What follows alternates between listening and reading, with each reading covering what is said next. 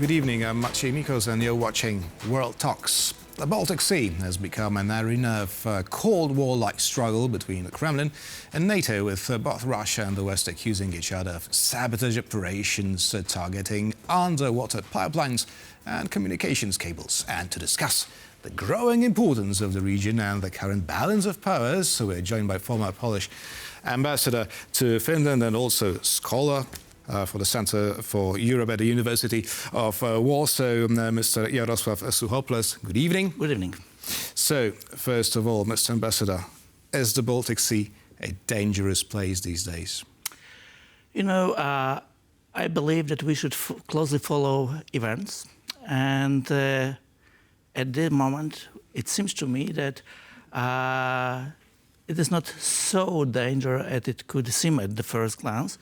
However, definitely countries like Finland, Sweden, also Baltic countries, Lithuania, Estonia and Latvia, have some reasons to be threatened. Mm-hmm. Well, the Baltic states, with which you just mentioned, are very much concerned by the threat of a possible Russian invasion if it succeeds in Ukraine. Now, is also such a threat considered as a real possibility in Finland? Finland is a very specific country with a very long border with Russia, more than 1,340 kilometers. And this is a small nation, as Finns describe themselves. So the problem is that Finland tries to avoid problems, but Russia did not. So Finland decided to join NATO. And the nation tries to be ready, just in case. Mm-hmm. So how do you rate Finland's preparedness for a possible armed conflict with Russia? I think that we can say that Finland has a very long tradition of preparedness. Mm-hmm. For this country, there existed, or rather has existed, only one enemy, one possible enemy, it's Russia. So after the Second World War, Finland tries to be ready, simply. Recent events, the cutting of the cables and so on, were used by Finnish authorities to test the readiness of the country, to test the readiness of institutions. And what's the outcome? The outcome was pretty good. About 58% of people, of average citizens, declared that they feel that they are ready. I mean, that they have collected food, I don't know, batteries for lamps, for radio receivers, and that they know what to do. Anyway, these 58% is a little smaller number than immediately after the invasion of Russia against Ukraine. So authorities maintain that it was also a good occasion to remind people, be ready. But nevertheless, the vast majority of the population is ready for a possible conflict. It's not the same case in Poland, however, or in other countries of NATO's eastern flank. Is that a mistake? I think that we always should be ready. We have no idea what Russia can do, and this is the reason why I believe the Finns are right. The Finnish authorities are right to remind people, be ready. And probably this is also some kind of mark for us, be ready. Mm.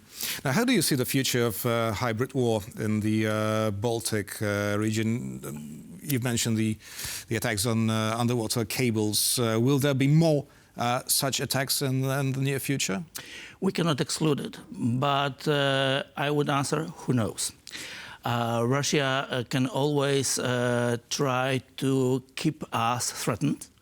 However, everything depends on the further development of global situation. So the war in Ukraine is only one element of this situation. We have Taiwan, we have Middle East, etc. So we will see, but again, we should be ready. I'm glad you mentioned Taiwan and that it is, in fact, a global situation because ships accused of severing these cables were Chinese. Yes, and this Chinese ship, Yipeng, as far as I remember, Yes. was afterwards closely followed by Danish and other ships and warships of NATO. However, it was not stopped. So I think that we see a kind of a game between East and West, so to say. West represented by NATO countries and East represented not only by Russia but also China. And again, I think that the question is that we deal with a kind of alliance of countries which think about expansion. Now, having said that, how do you rate the Polish initiative to form sort of a policing mission for the Baltic Sea? I think it's the right decision and the right proposal. We have a very similar example with air policing. Why not to move it also on the surface of the sea? But do you think that regular patrols would be enough to end any sabotage operations by Russia or its proxies? First of all, it seems very costly. This is a good question because both sides test each other, and today we should show that we are ready. But I have no idea if this kind of activities, military or quasi-military activities, will be sufficient. I hope it will be. Now, apart from regular patrols in the Baltic Sea, what other countermeasures could NATO use to stop Russia? Different measures can be thinkable, so to say. I believe, for example, that if the situation will escalate, we could, for example, block the Russian Baltic harbors.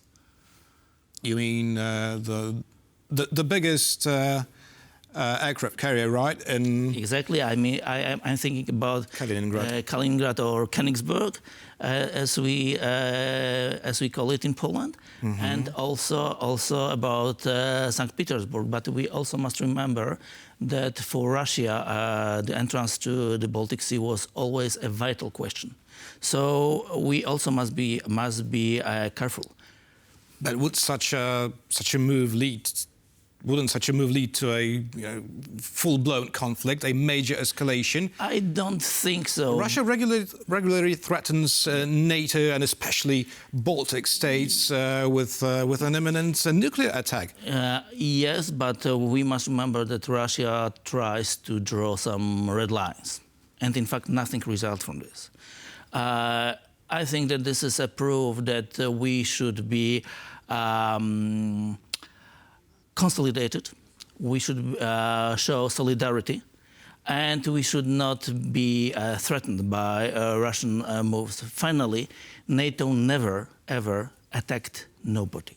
Mr. Ambassador, as we're talking that all the events we're discussing here are somehow connected with each other. We're living in a global world. Only today, President-elect of the U.S., Donald Trump, stated that the U.S. should not intervene in Syria by any means. Now, this seems as a major blow for Russia. Now, could it also somehow hamper Russia's progress in Ukraine, that what is happening currently in Syria? It definitely could. We also must remember that Russia deals with increasing number of problems. It is, for example, the reason why they made an agreement with North Korea for soldiers, simply, yes, because they have not sufficient capabilities, war capabilities. So I believe that we are in a very difficult situation. I mean, generally speaking. Global situation is difficult, but we cannot show that we can be blackmailed. And this is, in my opinion, a key question. We, I mean the West, should show some kind of boldness, but boldness does not mean aggressiveness. Mm-hmm.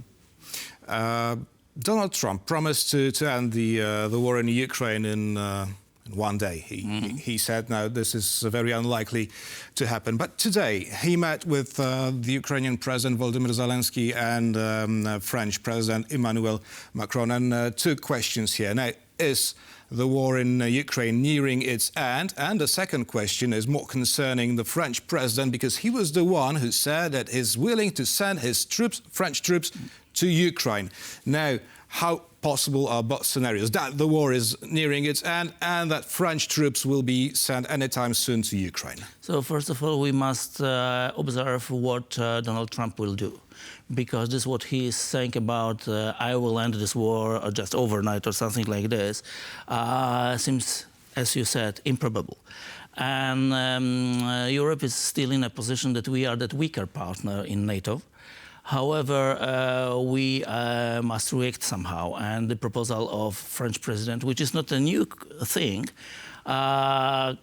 could be an element of peace conversations, peace talks, peace negotiations. We will see where we end up.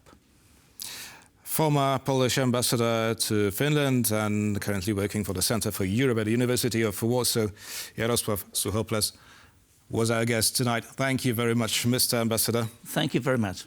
And thank you for watching, and stay with us for much more news and features here on TVP World.